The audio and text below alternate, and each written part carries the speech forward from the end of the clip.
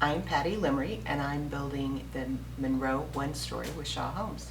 What I've enjoyed about this process with the design studio appointments has been such a great interaction between me and the designer, really listening to what I want and what I'm looking for, helping me pick out what I need for my new home to be the dream home I've always wanted it to be. When I first decided to build a home, I compared shop against the other builders in the area and talked to friends who'd built homes and with their builders. And the people who had the Shaw homes were much happier with how their homes turned out, the communication between the builder and themselves, and keeping them up to date on how their progress was going. If I knew someone who was thinking about building, my advice would be the two biggest things I looked at was my floor plan and where I wanted to build. And I looked around at some of the different floor plans that Shaw had.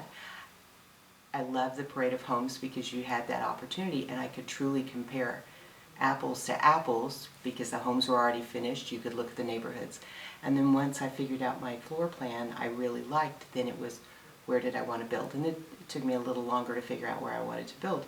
But I'm so glad I did because I'm so happy with the floor plan and where I'm building and how everything's going to turn out in my new house.